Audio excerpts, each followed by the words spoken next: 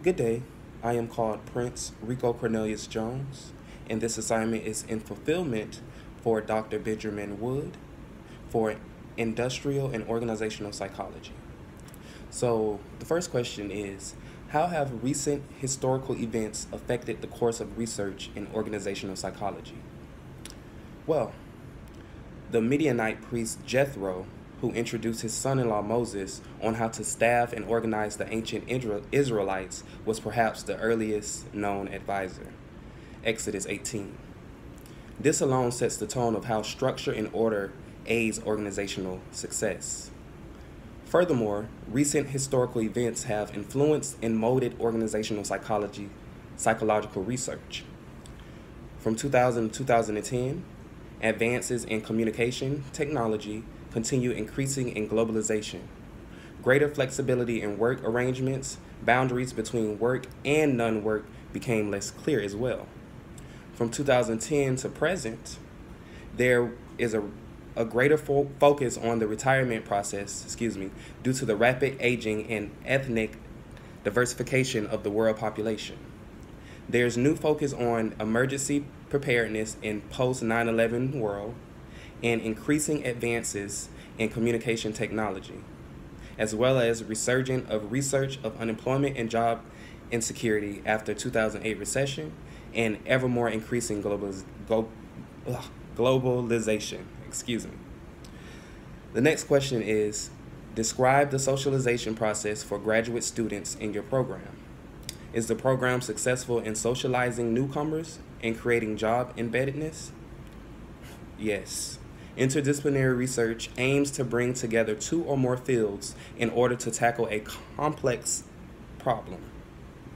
An interdisciplinary graduate student socialization process necessitates one-on-one transitioning to each person's perspective, quote-unquote, difficult challenge. The process by which an individual moves from being an outsider to becoming a member of an organization is known as organizational socialization. Recognizing the structural and cognitive complexities faced by interdisciplinary graduate students, scholars have pointed to particular attributes of those most likely to succeed in these endeavors. For example, a high tolerance for ambiguity is often needed to navigate the complexities inherited in such work, as well as flexibility, resilience, and risk-taking. Indeed, as Bowden et al. Argue that it takes a quote-unquote unique type of student to succeed and flourish in these circumstances.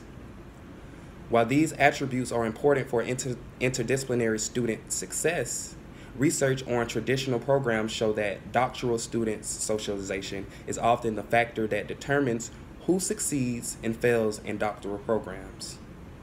Therefore, interdisciplinary studies is successful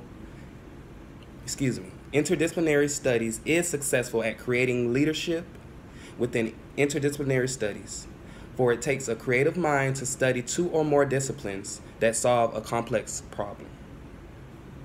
The next question is, how can an organization reduce or prevent work-family conflict? Patience is highly required to help reduce or prevent work-family conflict during a work-non-work interface, including understanding from all angles. Other ways to minimize work-family conflict is to have adequate support, proper training, company culture, and schedule control. It could be tough for employees to balance their professional and personal duties when they feel tugged in several directions.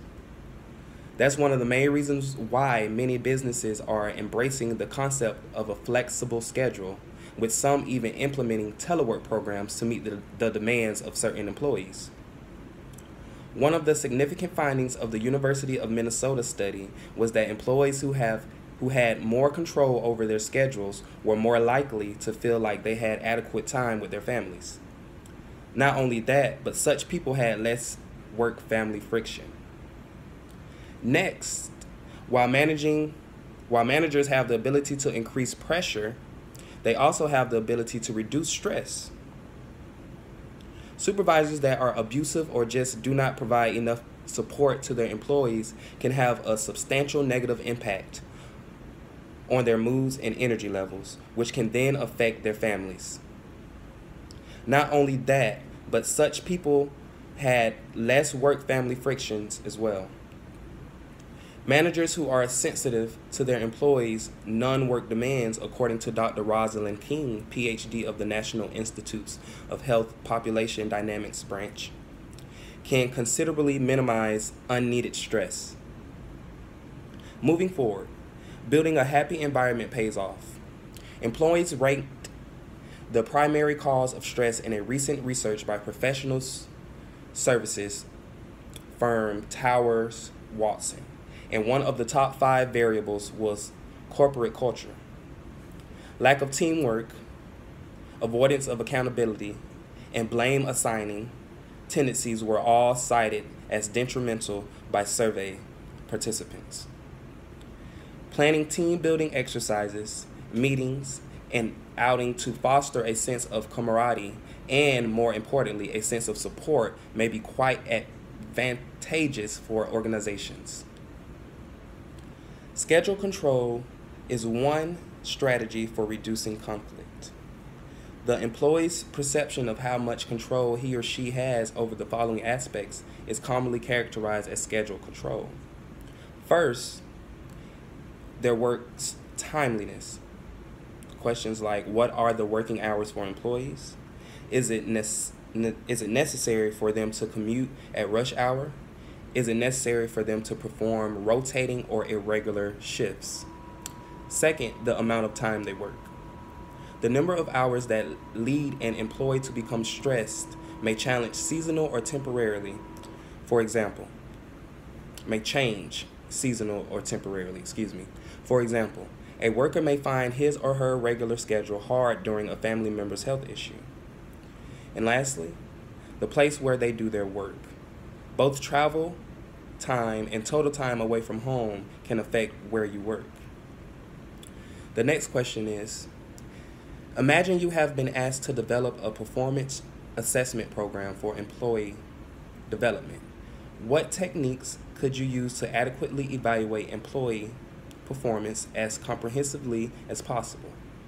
Well, after being the captain of my dance team for 4 years in high school, the class president for 3 years in high school, a gymnastics/cheerleading instructor, and avid tutor while during my first semester or my first year at the University of Central Florida was when I first started college years ago, back in 2010, and then being the president and director of show of a modeling troupe for 2 years while in undergrad at the University of South Florida, an operations manager for a year after my first try at undergraduate school, being in the top 1% of TikTokers in the first month of them merging with Musical.ly, surpassing 99% of TikTokers in 4 months, and running an international media company called Cornell's Corner for almost 8 years, coming up November 13th, 2020, I will say I've become diverse on the who, what, when, where, and whys and hows of techniques.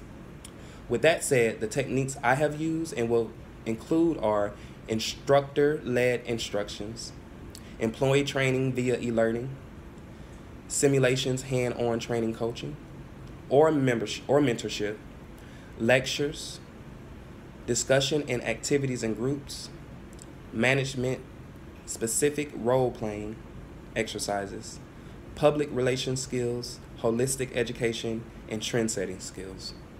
These skills have helped me with interpersonal communications and can help other people with interpersonal communications, which is extremely pivotal for job and organization. With that said, understanding patterns will help with adequately evaluating an employee's performance. Since the end of the Great Recession in June 2009, the GDP of the United States has grown 75% as fast as its average between 1948 and 2007.